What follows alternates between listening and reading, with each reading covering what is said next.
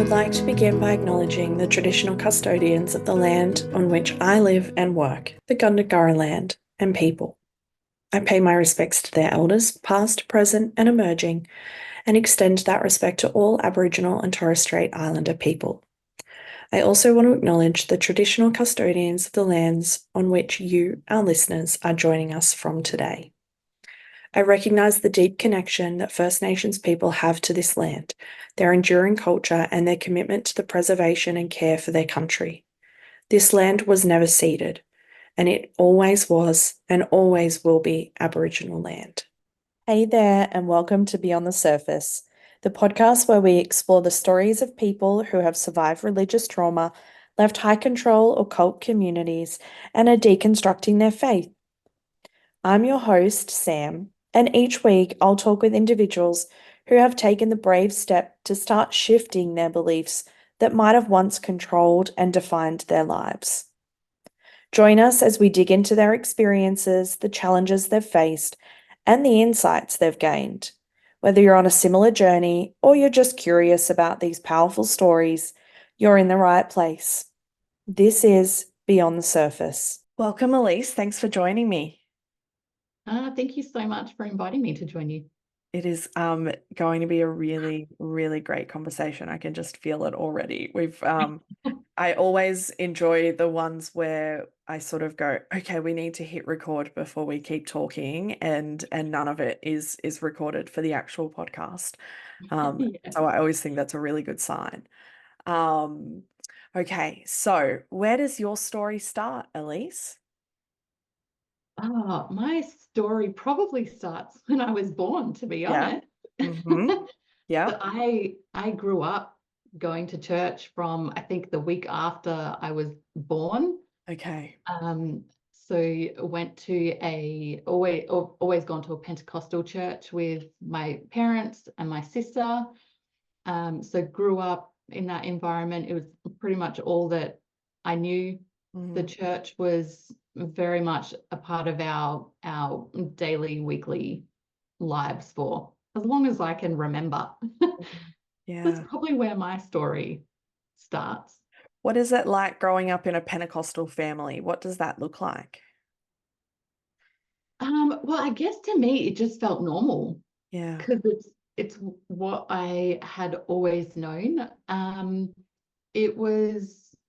It was very much, every Sunday it was just church. It was a non-negotiable. It's what we did. Mm. I remember from maybe, just toddler age, we would sometimes be there all day. So we'd do a morning service, maybe come home in the afternoon, go back for an evening service. My dad was involved in the worship team, so he would, be playing keyboard. My mum was usually involved in different areas as well. Mm. Yeah, I remember church being, something that I generally enjoyed going to. Always part of going off to children's church or or Yeah. youth when I was a bit older. Yeah, and then at home it would be, midweek going to connect groups or small groups. So those kind of gatherings. I don't really remember connecting much with anyone outside of the church. Mm. So it was just a lot of everything is either church or connecting with people from church. So that was kind of just a very small community that I grew up in. It was a very bubble lifestyle, it sounds like. Yes, although I went to a public primary school and high school. Again, especially in teenage years, though, that was because of the influence of church. It was very much, you're at school. Yes, you're in a public school. What a great chance to tell other people about Jesus. It's an evangelistic An opportunity. evangelistic opportunity. Yes. Yes.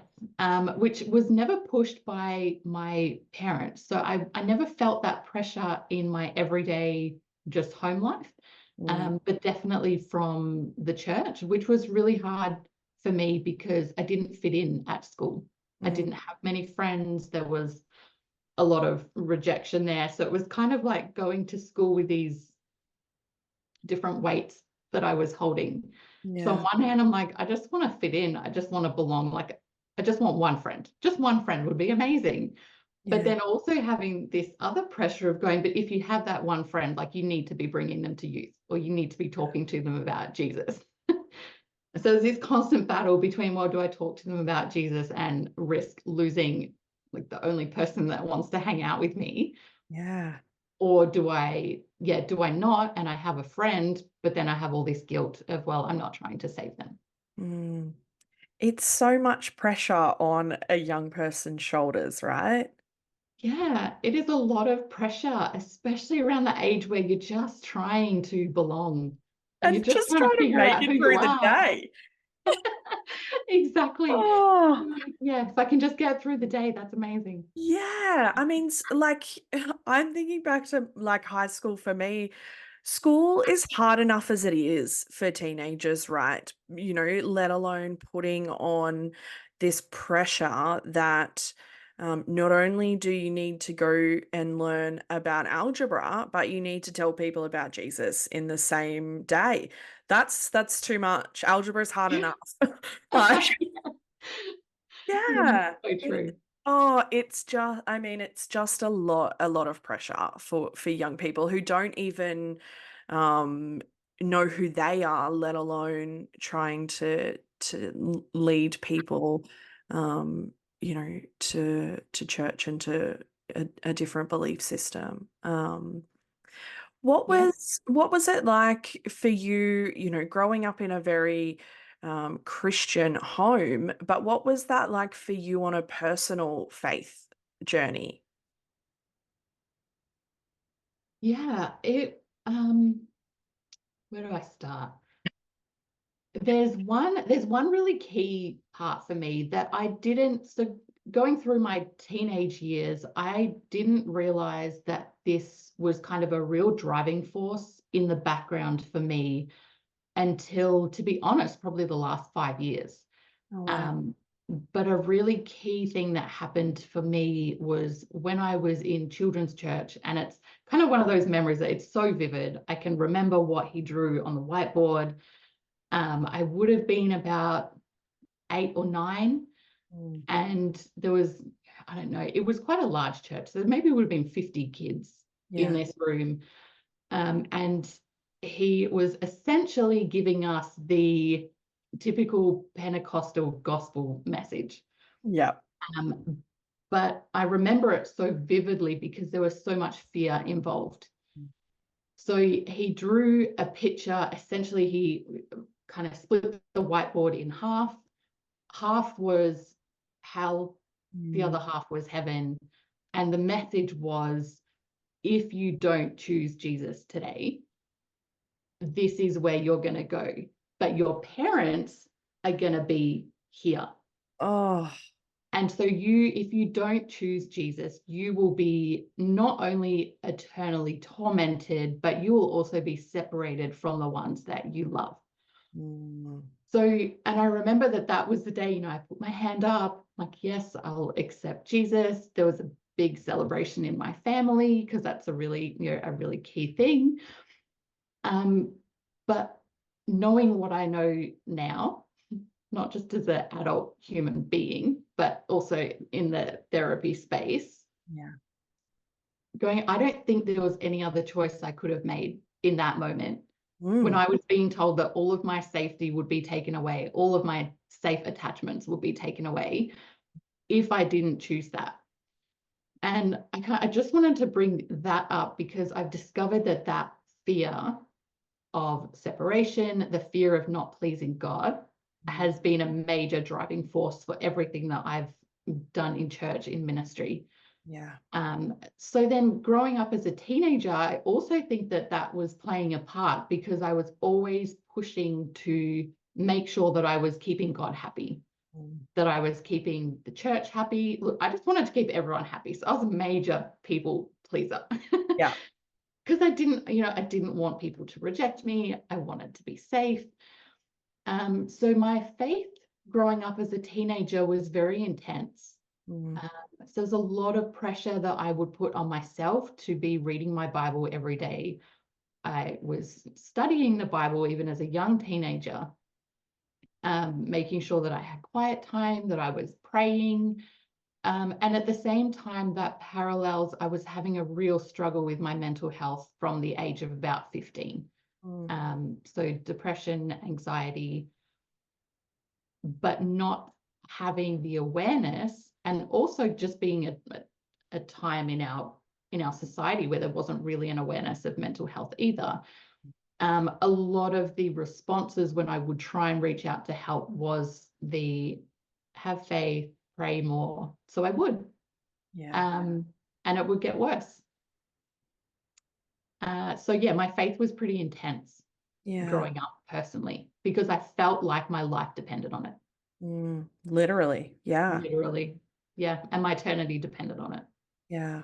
And I think that that's one of the things that a lot of people who are not raised, I was not raised with a Christian home. And so, but I think people who have never really been a part of, a church institution or organized religion, don't really quite understand how that choice as a child is really taken away from you, because it's not really a choice. When you present a fear-based option in front of someone, it's like, well, you either choose Jesus or, like you said, you lose everything that is safe to you, including your parents, for eternity, and you spend eternity in eternal torture all the time. That's not Yeah. a choice. That's not a No. choice. And so I think, I got a bit of flack when I said that, childhood indoctrination is essentially emotional abuse, but it is, because that's not a choice. And Yeah. yeah, I think it is the spiritual bypassing that you see when it comes to mental health. The church does not do mental health well, even today, I don't think, sadly, as an institution. And so, I mean, even as a teenager, you are not to know how to navigate that anyway, Mm. to essentially just be told, just have more faith, pray more, be more devoted, read your Bible more, all of those sorts of things, like stand firm, is not helpful for somebody who is, going through depression and anxiety. What was Yeah. that like to just be continually bypassed? Um, it really added to that sense of hopelessness, but also really developed this internal narrative of personal failure, Mm, that I wasn't doing enough, and that somehow I had the power to make it better. mm, And so then I must have been doing something wrong. yeah. And I really kept it to myself for a long time, until I got to the point I wasn't sleeping, I wasn't eating, I was really struggling at school, Mm, um, just with being there. And just one night when I wasn't coping with it, and it was the first time that I had really felt like there is no way out. mm, And that really frightened me more than the thought of, well, what are people going to think if I say something? yeah. And I remember getting out of my bed at night and going to the kitchen. Must have been quite late, but my mum was still up just unpacking the dishwasher. And that was the first time that I told her that I was feeling this way. Um, and she's still my absolute rock. And we've had amazing conversations about all of this. So I know she won't mind me talking Yeah. about it. Um, and again, she didn't have the knowledge of what to do. It wasn't even a time when you would go, well, let's go see a GP. But what she did do was stay with me, and she Mm, was always present. She would sit on my bed and pray for me, but I never felt like her prayers were a message for me to do better or for me to change something.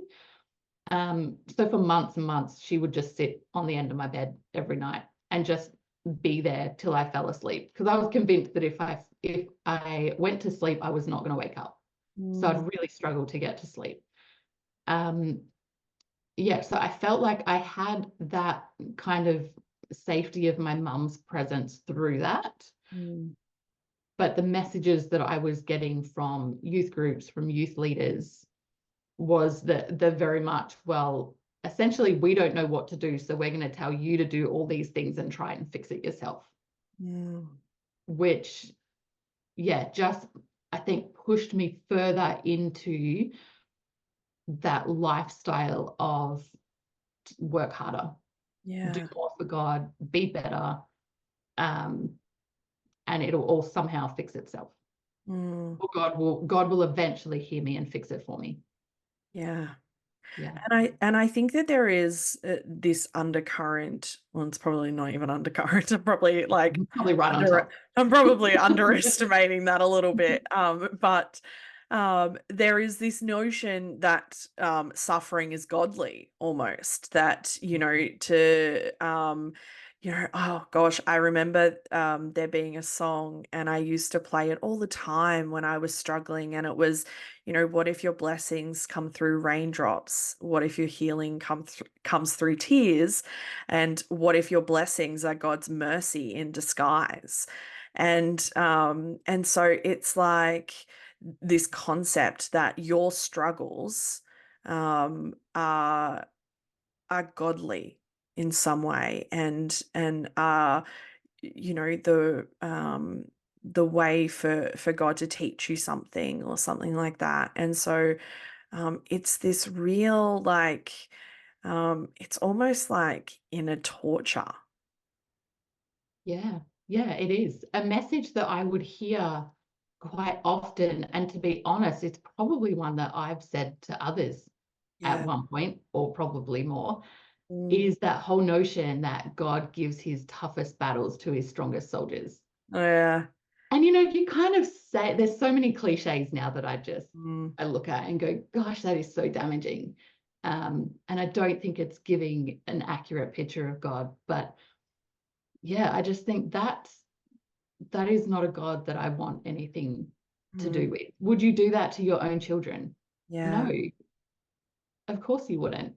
And there was actually, because look, I jot down random things all the time when I when I hear something Yeah. that I'm like, it kind of, it's what I would have thought sounds great a few years ago. But now I'm like, I don't understand that. But it's, someone had just posted, I think it was on Instagram. I don't even remember who it is. It's not someone that I follow, but they had written essentially that God allows hurt so that you can grow. Yeah. And I just read that and I just thought, but there is a difference between God allowing hurt and suffering Mm. and God being unable to prevent it. Yeah. And so it's kind of that difference that people don't seem to be able to sit with well. Mm. Yeah. It's just easier to say, well, there's a plan in this, so God must have either allowed it or caused it. And yeah, I grew up with that all my life. As a young adult, it was very much, if you're suffering, if you're finding things hard, if things are too much, what a great opportunity for God to grow you. Mm.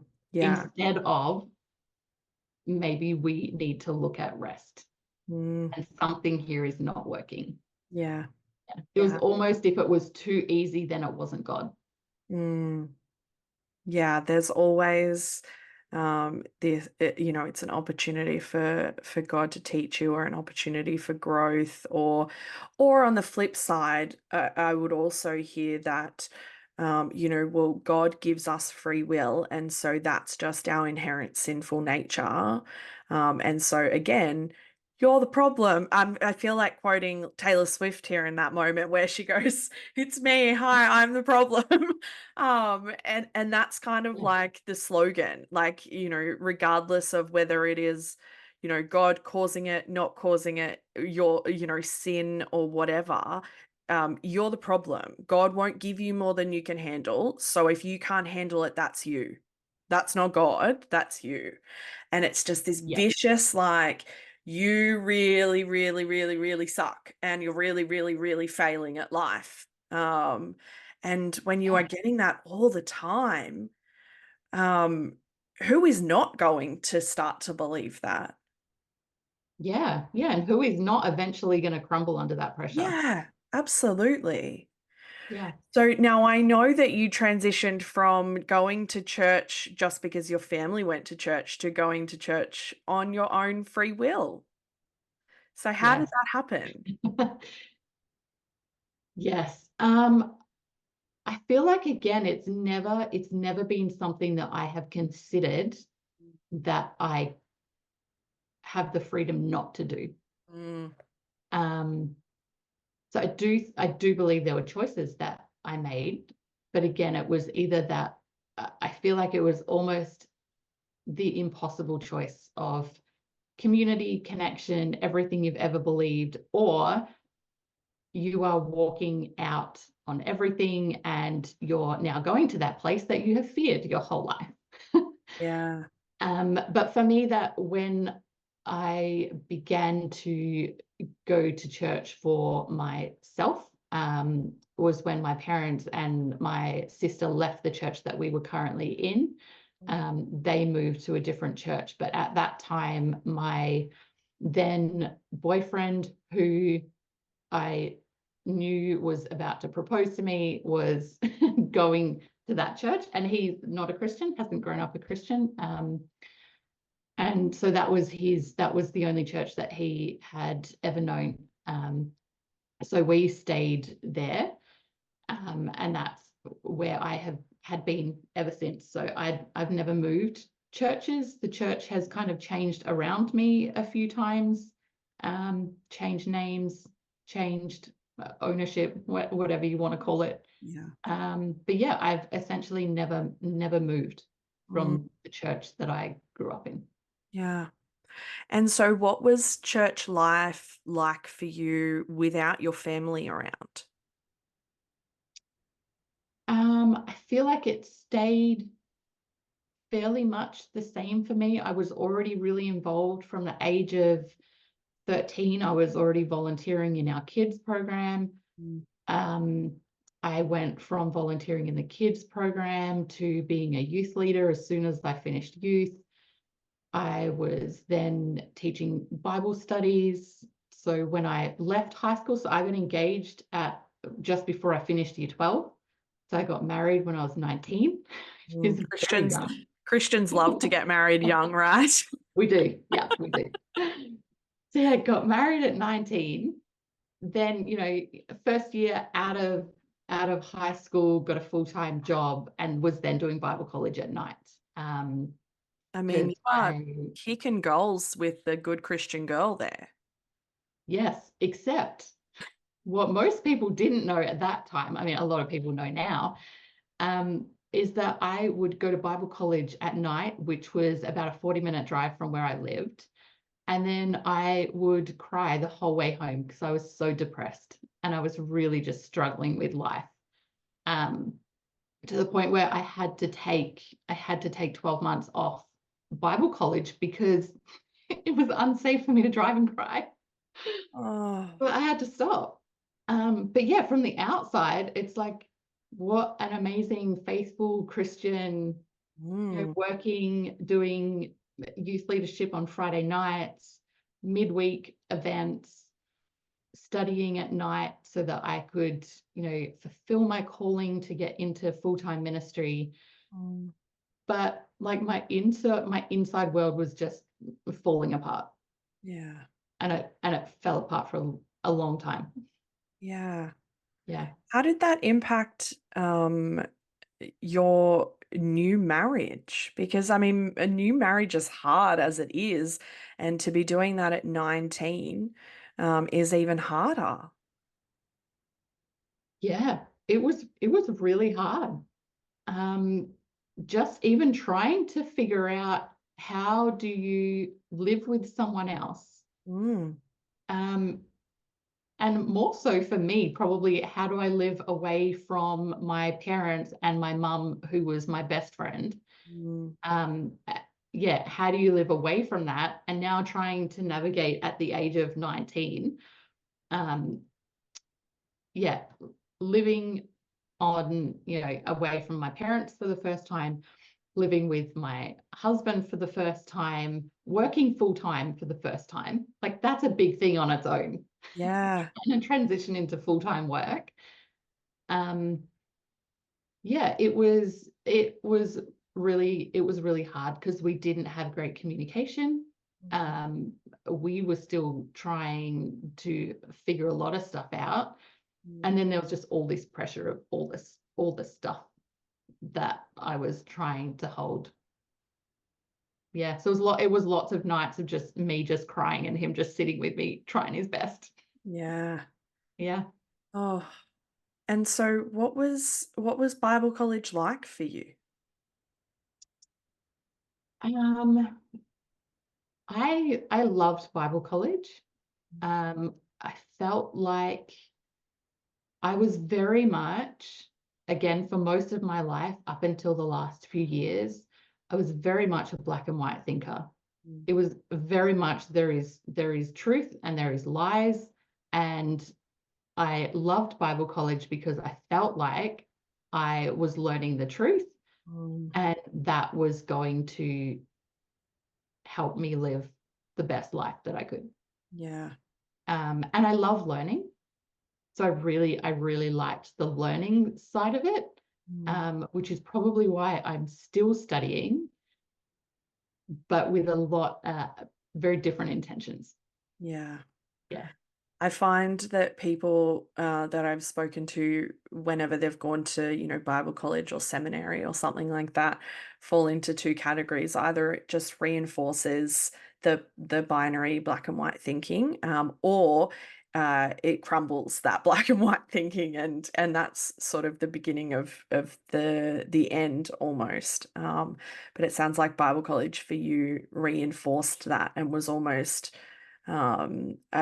reinforce the comfort of that black and white thinking and certainty. Yeah. And I think I knew that it was going to, because I very specifically went to a Pentecostal Bible college. So I already knew that what they were going to teach me in more depth was what I'd already been taught, was Mm. what I was already comfortable with. Um, as in, it didn't, it wasn't anything I hadn't heard of before.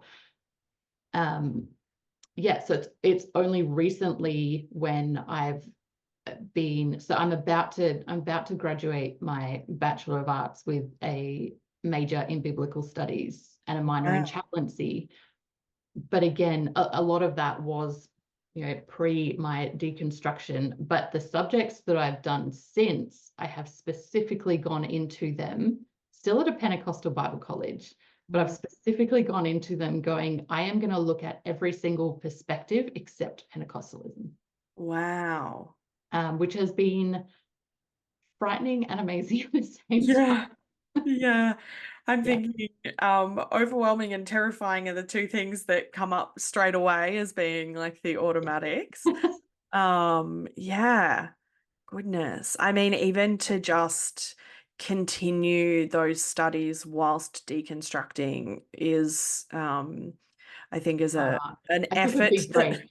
yeah, I took a big break. yeah, I'm thinking that's tough. Yeah, and to be fair, when I did go back, which was only last year, um, to finish it, because I still don't like leaving things unfinished, and I have some other motives, because I really need my degree so I can so I can do some further studying with my counselling. Yeah, yeah. So going back, I was actually still at a place where I wasn't comfortable reading the Bible. I wasn't comfortable opening it, let alone studying it and trying to pull it apart. So when I did go back, I specifically went back to do my last few subjects in social sciences. But even because it is a Pentecostal Bible college that has the social science side, there was still that ability to look at it from different religious perspectives. even though it wasn't actually the biblical studies that I was doing. Yeah. Yeah, because I wouldn't have gone back and finished it if that's what I had to do. Yeah. Yeah. And so what was church life like for you? It was all encompassing. Mm, It was basically my whole life. I worked for a while in educational administration, just in school offices, kind of from when I got married until I had my daughter. mhm, And then I had my daughter when I was 21 and had quite bad pre and postnatal depression. So at that point, I had stopped working, I stopped studying. I was literally just trying to survive, which is also the first time that I had ever reached out for professional support for my mental health. Um, because now I didn't just have to try and make sure that I got through. Like, I have this little human being that also needs to survive. yeah. Yeah, so that was one of the healthier things that came out of that season, was Mm, actually going and getting on medication, going to see a psychologist, mm, and really starting to work through some of the underlying things. Yes, but in the midst of that, once my mental health started to pick up again, it's almost like you're given a small grace period when you have a baby, because that's a ministry, mm. still called a ministry. It's the biblical thing to do. It's the biblical thing to do, Mm, yes. Um, although it's same as myself when I was a baby, our daughter was in church from I think 3-4 days old. mm, Um, she was there with us. I wasn't doing any kind of ministry at that point until she was about 2. And then I started to go back to Bible college. So I was going to go and finish my diploma in ministry. So I went back to Bible college part-time. I was working again in a school office part-time. And the other part-time that I had left of my life would be volunteering at church. So then it was things like going to mothers groups. I got very involved in women's ministry. yeah. So there was, a lot of planning, a lot of different groups that would be run, support groups. When my daughter was quite young, that was one of the places where I actually started to make some friends who I still have to this day. So there were some really good connections that were made, but it was kind of the beginning of the ramping up of this is what the rest of my life is. I'm going to give the rest of my life to ministry. Mm, And so it looked like every spare moment that I had would be volunteering in some way for the church. mm. Yeah, it is. I often think of all of the denominations. Pentecostal churches love their volunteers. And by love, I mean they treat them terribly. They just really like to have volunteers who do all of the work that people should be being paid for, that aren't. And often it is an overworked, underappreciated space. Um, Yeah, and it's that overwork and almost the idolization of the overwork mm, that they are either overtly praised for how much they are doing, how much they're not saying no, how much they always say yes. That becomes so unhealthy. It just seems like there are zero boundaries with listening to what someone can give and what they can't give. yeah. And I've found even when there's language around that's okay, we're happy for you to just give what you can give, it becomes quite obvious that there are losses to that, which usually come in the form of you don't have the same level of connection anymore. Yeah. Um, so if I would go from one team to another team, whether that was when I was on staff or just volunteering, it was quite often the case that the team that I had moved on from, for whatever reason, whether I just didn't have the time for it anymore, it's almost like you just cease to exist to them. Whereas when you were in the team, you were family, which I have a big gripe with that. Yeah, I mean, calling it family, but yes, that's what it was meant to be. But really, what I found most of the time was that it wasn't family. Sometimes it was friendship, sometimes not, but it was really just a matter of incidental conversations. You were there for a task. Yeah. And so we're going to connect with you while you're here. But once you're not here, it's kind of the real, like the hard truth of, oh, we actually weren't ever friends. We were teammates. We maybe were colleagues, but we were never friends and definitely not family. Yeah. Yeah. It's that transactional belonging, right? Where, you serve a purpose. And once that purpose is served, we don't need you anymore. And we have no reason to continue having a conversation. That connection is solely built around the purpose you serve there. What was the result for you serving, whether paid or unpaid, in multiple areas? Because as someone who also served in multiple areas, that's bloody exhausting. And I was in a very small church in comparison to, I guess we expect most Pentecostal churches to be relatively large in size. And so what was the result and the impact on you? Yeah, so I went from volunteering almost full time. I had actually stopped doing my paid work, so that I could finish my studies full time as well as volunteering. So I was down at church offices maybe 3-4 times a week, just as a volunteer. I was also a volunteer lecturer and tutor within the church.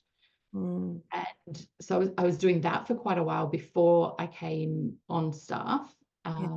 I came on staff part-time, but worked full-time hours around my daughter's school. So at the time I thought, this is great. It's flexible. I can get my daughter to school. But it often meant being involved in multiple teams, often meant many nights out, because each team has their own team meetings.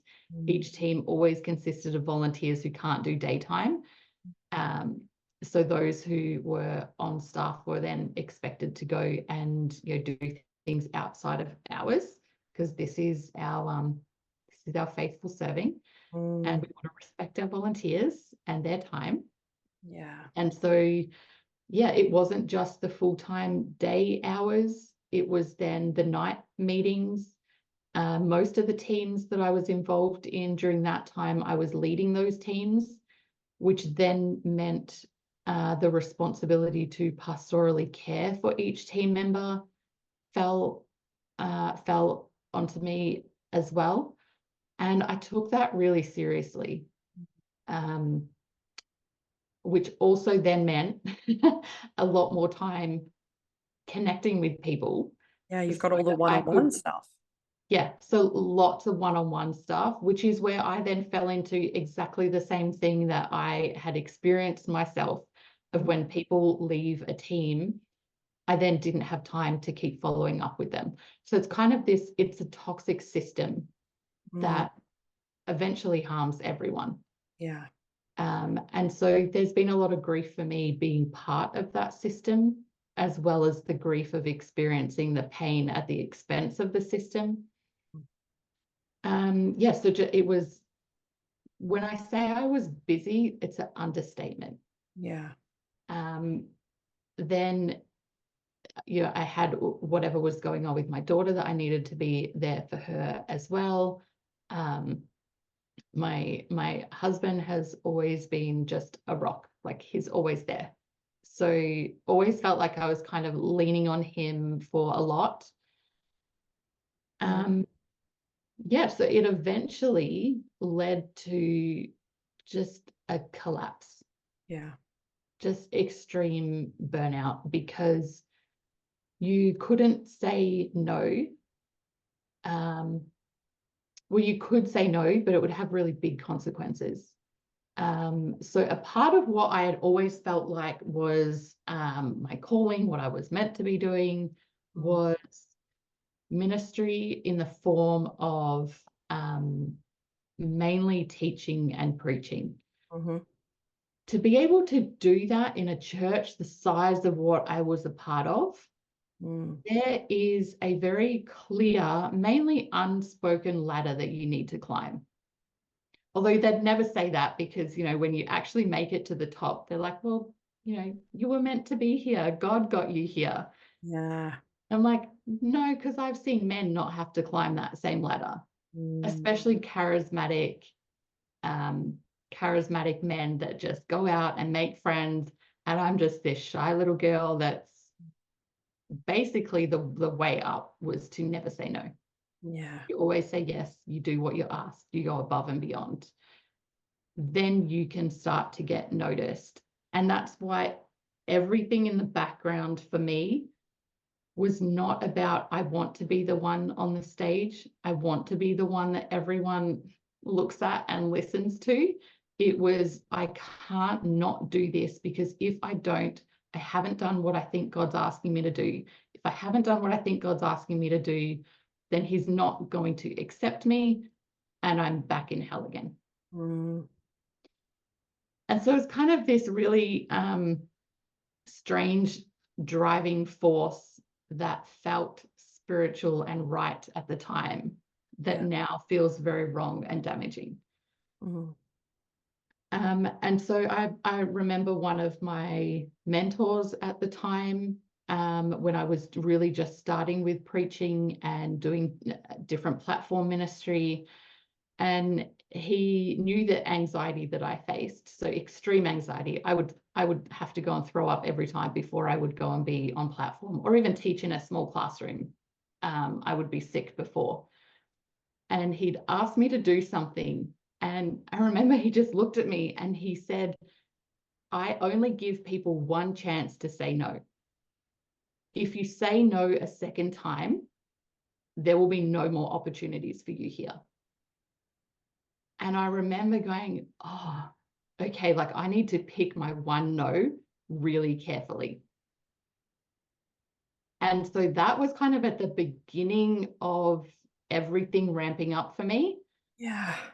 Which then also, sat in that background going, I can't say no, even if I really feel like I can't do it.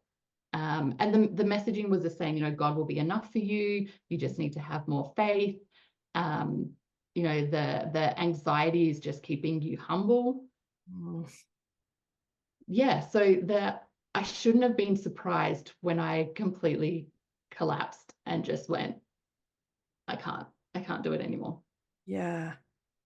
Oh my goodness. I mean, that like that's not even like subtly having, poor boundaries or no boundaries. That's like super overt, like, to say something like that to somebody.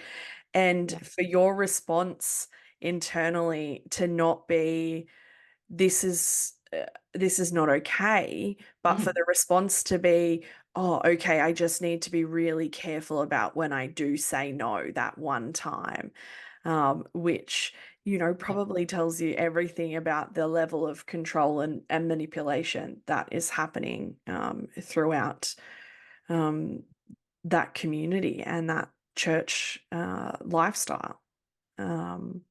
Yeah, I think that's a really good point to make, is that and not even just my initial reaction, but my ongoing reaction to that was not, hold on, that doesn't feel right, or that doesn't feel safe. Yeah. Because there was beyond anything else, it's you do not question the people that God has put in authority. Mm, And and they're in the position that they're in because God has put them in that position. And so there were, yeah, at that point, and that's something that's taken me a long time to undo, mm, that thought in the back of my mind. Even now when I feel like something is off, I still notice that that voice is still there going, but if you say something, you might get in trouble. mm, And it's something that I'm now just more aware of. yeah. And it doesn't necessarily stop me from saying what I need to say or keeping myself safe, Mm, but it gets really embedded. yeah. Yeah. And I think sometimes it's not even about trying to exterminate or get rid of that voice. It's just allowing it to not control what comes out of your mouth and what you do. Yeah. Because I think when, like you said, it's been embedded and it is like deep in there. It's woven into every part of your being. And so for that voice to not exist is almost unrealistic. So it's just about, yeah, having the awareness of it and not necessarily listening to the voice. Yeah. I think it's being Yeah, able to give it that compassion. yeah, Just go, it's okay. I understand why you're there. mm, Like, I get it, but like, it's okay. We've got this. We can yeah, say it. yeah, Yeah. absolutely. So what was that deconstruction process like for you? It was terrifying Mm, to start with. yeah, Yep. And probably for the first at least 18 months, yeah, it was a lot of therapy. mm, It was a lot of patience with myself. Um, it was a lot of choosing what I was no longer going to listen to, which was very opposite to what is still told by a lot of churches in terms of there's heaps of talk, right, about be careful what you listen to. Don't listen to, the voices that just want to bring the church down. Don't listen to anything negative. And so that was a real battle for me, going back and forth, going, what should I be listening to? What shouldn't I be listening to? Um, and so that was one big thing. The other one, so my actual journey of deconstruction started with a real unease that I started to feel around the doctrine of hell. mm, And because I was a Bible teacher, it was a lot at the start for me around, well, what do I believe now? And mm, what don't I believe? And what have I been teaching that's potentially been wrong or harmful? Um, and so there was a real kind of urgency that it wasn't healthy, but it just was. It mm, was this sense of urgency of going, well, I need to figure out what I believe now. mm, And being able to sit with that without rushing to any other beliefs. I didn't want to end up just on the other end of the scale that also says, well, now I know what to believe. It's mm, like the black and white thinking just has two different ends. And I think sometimes when we're living in deconstruction and that way, that lifestyle of deconstructing, we have the potential to end up on the other end of the scale of going, well, now everyone needs to believe this, or everyone needs to not believe this. So I lived there for a while. yeah, Um, I lived in that place of going, nope, I still need black and white. It's just a mm, different black and white. And again, it took a lot of therapy for me to learn how to sit with uncertainty and learn how to sit with curiosity instead of needing to know an answer. So there was a lot of fear around that. And so the first one that I really connected with was that doctrine of hell as eternal conscious torment. mm, And I think the reason that I really started to question that was, again, through the therapy that I was doing for my recovery from burnout and recovery from other kind of abuse that took place, was learning how to connect with my body. mm, And that was really hard because I realized quite quickly that I don't connect with my body. because that's really unsafe. Yeah. And as I learnt to connect with my body and my gut instinct, which had always been taught, don't trust your emotions, don't trust your gut. But as I learnt how to connect with that, and as I learnt how to trust myself and what I was feeling and what I was experiencing, I actually learnt what safety feels like. So not just what it should look like, but how do I physically feel when I'm safe? Which on the flip side meant that I was starting to learn what not feeling safe felt like. Yeah. Yeah. And once you connect to that, you can't You don't pretend that you disconnect don't that. feel like that. Yeah. Like, as much as you try and tell yourself it's fine, it'll be fine, we're safe, the more that I learned to trust myself, the more that I learned to sit with what didn't feel safe. Yeah. And so as I was sitting in places like church, or even when I was still doing some biblical studies, there were specific messages that would be taught, and I would immediately feel that physical sense of I'm not safe. And a lot of it was around the teaching of, well, you need to accept Jesus or you're going to hell. It was either around that or around the doctrine of original sin, which you were talking about before. So, we're born bad, we're always bad. Yes. Only Jesus can fix it. But pretty much like you just stink. Yeah, And you you can't do basically, anything good. it's like, I describe it as this like really ironic vicious cycle where you get told that you are really, really, really, really broken and really shit, but also you are a beloved child of God, and it's like, well, which is it? Like, right? Yeah, because it cannot be both. No. Yeah. No, and the spiritual gymnastics that it takes Oh, I love that term. to try and get people to believe both. Yeah. It really resembles gaslighting, to be honest, Absolutely. because you can't do it without having to deny a part of yourself. And so, yeah, as I kind of sat with those messages and went, wait, this doesn't feel safe. And at that point, my faith had become a lot more expansive.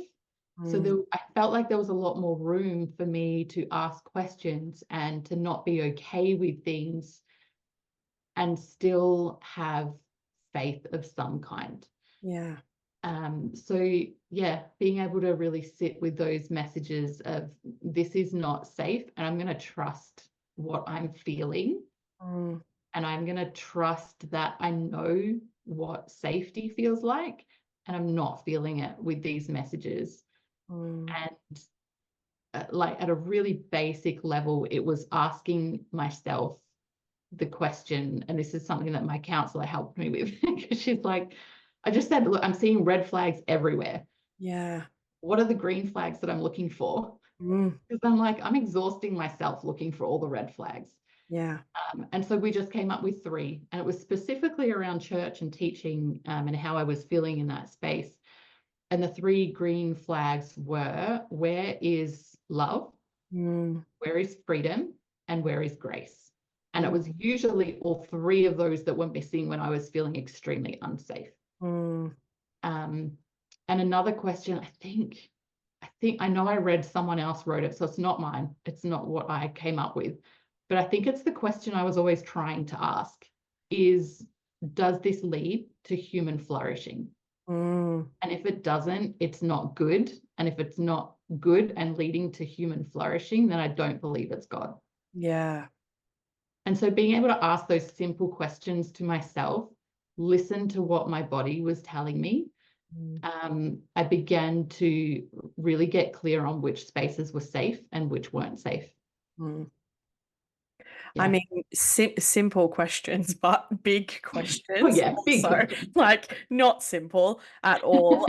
And can lead to immense destabilizing and Yeah. disorientation and all of that. Because when the answer to those questions is no, that's when we start to go, oh crap. Okay. What do Mm. we what do we do with that now? And I know that actually, and this is not always the case for people who deconstruct, but I know that leaving church is very recent for you. Yeah. And so I mean, this is probably a twofold question, which is what was it like trying to deconstruct while still in church? Because that sounds like mentally exhausting. And secondly, where does your sense of spirituality land now? Yes, it was mentally exhausting. Yeah. Because it's been a while. It's Mhm. it's probably been over 2 years now. Yeah. Um, Probably 18 months of really really deconstructing. I think the first 6 months for me was going, am I even willing to consider Yeah. journey? Yeah.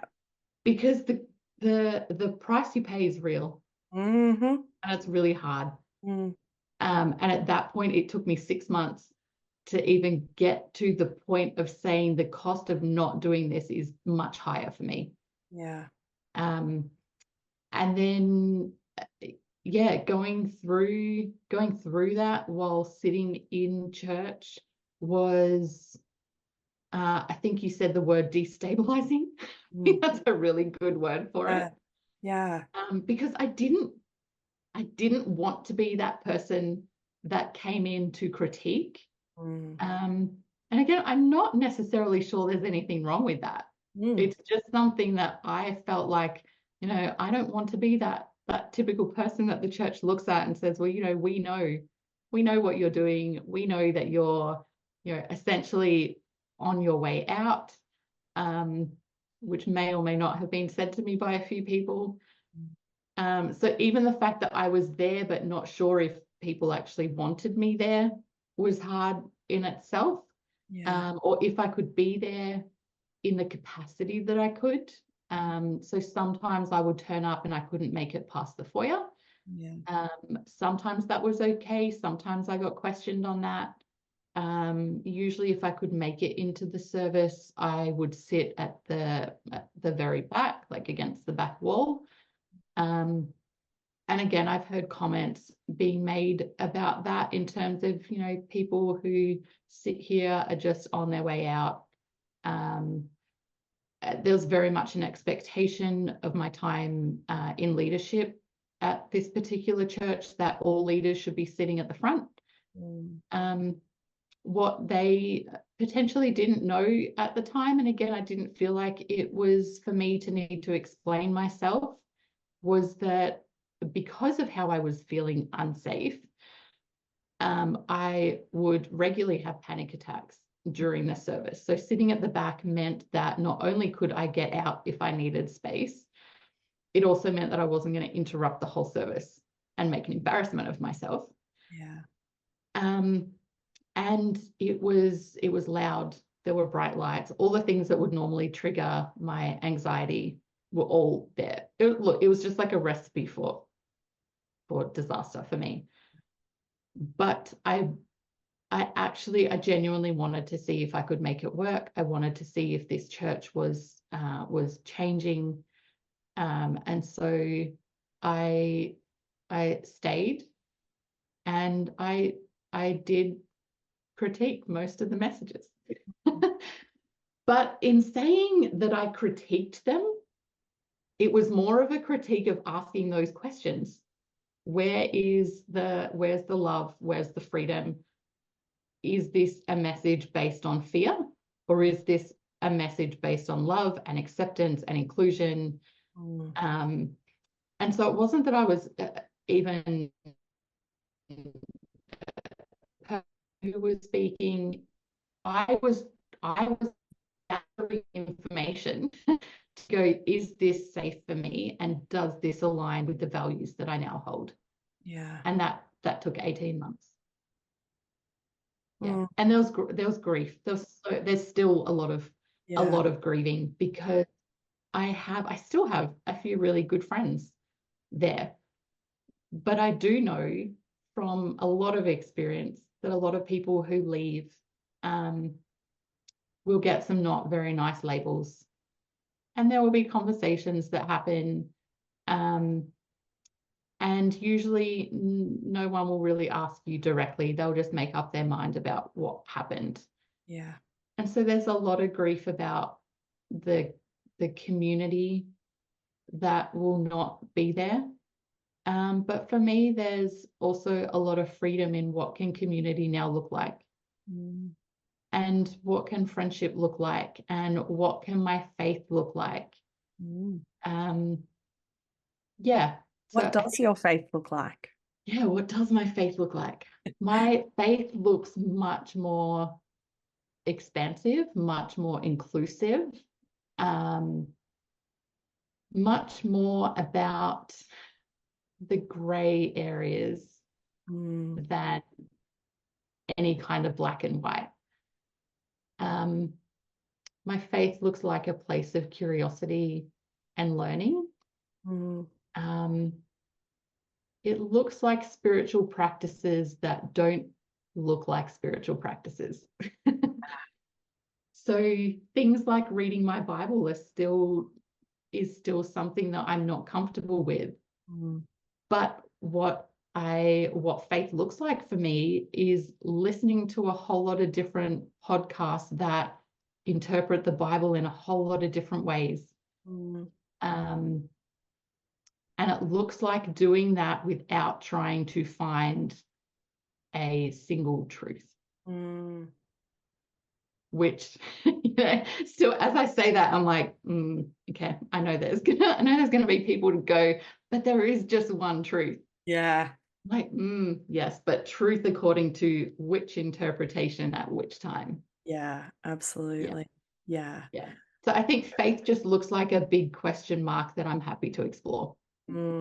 I love that. And I think I like that because there was real freedom for me in just, the sentence "I don't know" was complete. Like "I don't know" is a complete sentence for me now. And but that initially was like, that's terrifying, to not know something and to not be certain, because certainty provides safety. And so I think being able to have, your spiritual practices rooted in curiosity and wonder almost.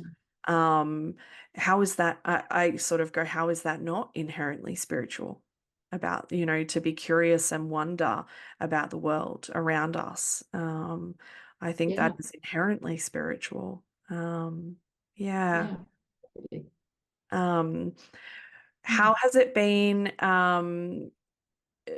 out, or how, like, what was that process like to go, I'm not going back to church? How did you make that decision? I feel like it was actually quite an easy decision for me to make. Once I had decided. So there were a few really obvious things that had occurred in that space for me over the last few months. Like you said, it's quite fresh at the moment, but when people actually listen to this, it will be a while ago. So there were a few things that happened, but I never wanted to try and point to a specific thing and say, well, that's why I'm going. I never wanted to put it on someone else or something else. I needed it to be my decision for myself. But again, those things that happened just reinforced the lack of safety for me in that place. And again, that's personal to me, personal to what I find safe and don't find safe. Though I don't necessarily think they're safe for other people either. But that's probably a different conversation. Yeah. Yeah. So that part when I had decided I can't go back. This is not good for my overall health and well-being. The sense of peace and safety that I felt again within my body kind of confirmed for me that that's what I needed to do. Now, I sat on that for about a month before I could actually bring myself to have the conversation with those closest to me. Because I never want to be making someone else's decision. I would hope that just as I would want others to respect my choices of where I'm comfortable, I want to be able to do the same for others. And so I wanted to make sure that the way I communicated that to my family and a couple of my closest friends was with that in mind, that I'm just communicating a choice that I need to make for myself. There was definitely some fear of, is this going to be accepted? Is it going to be respected? And so that probably fed into a little bit of why it was a month before I actually communicated the decision I'd already made. And in that month, I was still going. So I was still there, but knowing that I wasn't going to be there much longer. Which a few of my friends have since said they kind of knew that that's where I was going anyway. In a kind way, in a very kind way. So then actually communicating that with my family was actually a really beautiful conversation of not just respect, but real understanding that this is what I needed to do. And they were going to support me because I know what I need. So I feel like that was just so beautiful for me. And it just confirmed again, this is good and this is safe and this is what it needs to be. I think in all of the conversations that I've had, I think a lot of people think that deconstruction is just sort of going from one belief system to another, and a lot of people do, essentially jump from one form of fundamentalism to another, which you've mentioned as well. But I think that's true deconstruction is not jumping from one thing to another, but more so about moving to a place of personal authenticity and autonomy, and to be able to make decisions and choices with both of those things in mind. And I think, it sounds like that was a place that you landed, and what that feels like is safe. And so, that sounds really beautiful. And I'm glad to hear that the communication went well, because that can, for a lot of people, be a disaster, and can be a really, just piling on top of the grief that is already there. So my last question that I ask people is, what would you say to someone who is fresh in their deconstruction? Oh gosh, there's so much that I would want to say. Something that for me, when it was really fresh, I remember thinking this all the time. So perhaps it's what some of the listeners might be thinking is, I wish I could be ignorant again. Oh yeah, I've even thought that. It's like, gosh, did I have to find out? Did I have to see behind the curtains? Did I need to know? And I think, ignorance is not always bliss. No. I think sometimes ignorance is just the response of our nervous system trying to protect us from truths that feel unbearable. So I would just encourage them that it is normal to feel that. It's normal to want to go back to the safety of either not knowing or not seeing. But the journey is really worth it. And it does get more expansive. It can feel really narrow to begin with. yeah, it can feel like you're almost walking on glass. Mm. And it's really hard. But if you can find the right supportive people to walk with you, whether that's friends that are going to support your search for safety, or whether that's a therapist that you need to find someone, because I can promise ignorance is not bliss. Yeah. The bliss is actually finding that expansive place of safety for yourself. Mm. I Yeah. love that. Yeah, I would agree. Ignorance is definitely not bliss. But I think, like you said, it is normal to want that. Yeah. Yeah. And yeah, it reminds me of that saying, like once you see it, you can't unsee it. It's a little bit like that. But yeah, Yeah, it's absolutely. normal. It's normal to want to backtrack a little bit. So yeah. Yeah. Yeah. Thanks, Elise.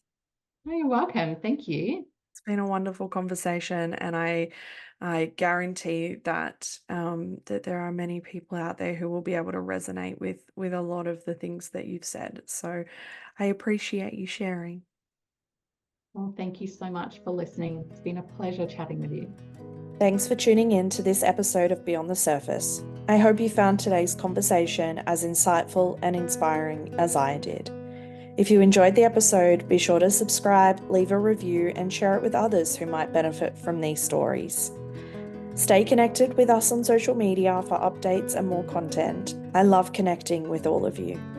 Remember, no matter where you are in your journey, you're not alone. Until next time, keep exploring, keep questioning, and keep moving forward. Take care.